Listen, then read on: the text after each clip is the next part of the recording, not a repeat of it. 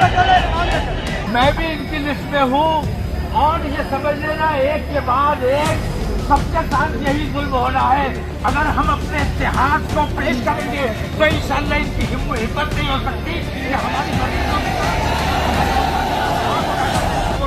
कि मेरी इज्जत आप लोगों के हाथ में है, मेरी इज्जत के हाथ नहीं आना चाहिए। तो सब्र सुकून के साथ और शरीफ मुसलमानों का अच्छे मुसलमानों की तरह आप लोग वापस जाए, पुरुष में पढ़ते हुए वापस जाए। अस्सलाम वालेकुम।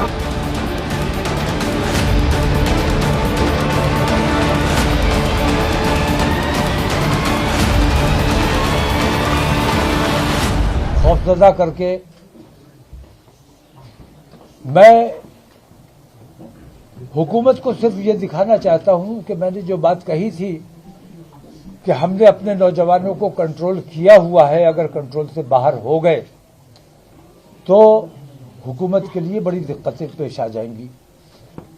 विश्व हिंदू परिषद और बजरंग दल जैसे संगठन हुकूमत की सरपरस्ती में जो बेईमानी कर रहे हैं, हिंदुस्तान की अदलिया हुकूमत के दबाव में जो बेईमानी कर रही है, मैं देख रहा हूं कि हुकूमत भी और अदालतें भी आज कानून के मुताबिक काम नहीं कर रही है, बल्कि अपनी आस्था के मुताबिक काम कर रही है और अपनी आस्था जबरदस्ती मुसलमानों पर थोपने की कोशिश की जा रही है।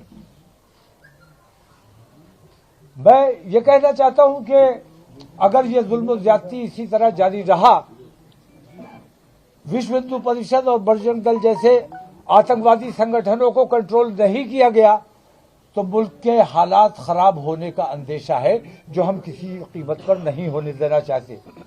आज अगर हमारे मुल्क में अमन है, शांति है, उसकी वजह सिर्फ ये है कि हमने आज तक उन गुंडों, उन बदमाशों, उन आतंकवादियों का जवाब नहीं दिया है। जिस दिन हमारा नौजवान जवाब देने पर मजबूर हो जाएगा, उस दिन मुल्क के हालात खराब हो जाएंगे। इसीलिए मैंने, जैसे आपने देखा होगा कि गीजर में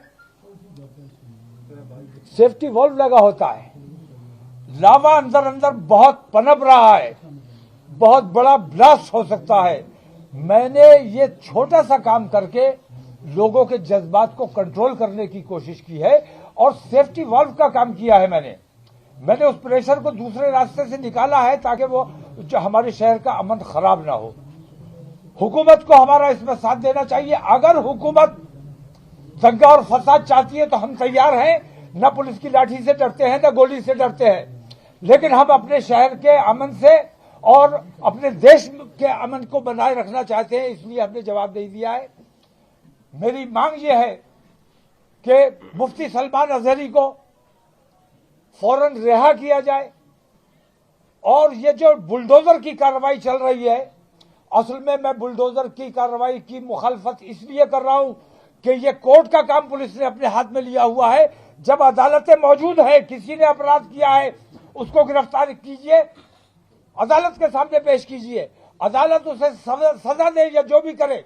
लेकिन पुलिस जो बुलडोजर चला रही है, हुकूमत जो बुलडोजर चला रही है, इस बुलडोजर के खिलाफ सुप्रीम कोर्ट को सख्त संज्ञान लेना चाहिए। लेकिन मैं ये देख रहा हूं कि कहीं ना कहीं सुप्रीम कोर्ट जैसी संस्था सरकार के दबाव में काम कर रही है और ये हमारे देश के लिए बेहद घातक सिद्ध होगा।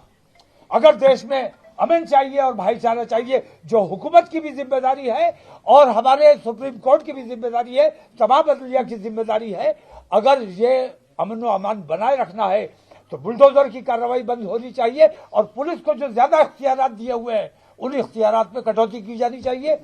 जो बेईमानी की गई हैं, उन बेईमानियों को वापस किया जाना चाहिए। अब किसी किस्म का बुलडोजर बर्दाश्त नहीं किया जाएगा। हम जितना अपने नौजवानों को कंट्रोल कर सकते थे कर चुके हैं। अब हल्द्वानी में जो रिएक्शन दिया गया है, उसके नतीजे आपने देख लिए। अगर जबरदस्ती वहां बुलडोजर ना चलाए, धामी उसका जिम्मेदार है, धामी के खिलाफ FIR होनी चाहिए, उसे गिरफ्तार किया जाना चाहिए और जिन लोगों की वहां संपत्ति नष्ट हुई है, उन लोगों की संपत्ति, धामी की जायदाद जब्त करके उससे उसकी भरपाई की जानी चाहिए। पुलिस सीधे ही गोली मारेगी, पुलिस पैर पे गोली नहीं मारेगी। पैर पे गोली मारी जाती है बचाने के लिए, सीने पे गोली मारी जाती है, माथे पे गोली मारी जाती है मार डालने के लिए। और पुलिस, हुकूमत, हिंदूवादी संगठन, अदलिया, ये सारे के सारे आज हिंदुत्व की लाइन पर काम कर रहे हैं और मुसलमानों को हिंदुस्तान से खत्म कर देना चाहते हैं। लेकिन हिंदुस्तान की रग रग में मुसलमान बसता है, इसको हटाया नहीं जा सकता। और रगों से अगर खून खींच लिया तो बचेगा क्या? जिंदा कैसे रहोगे?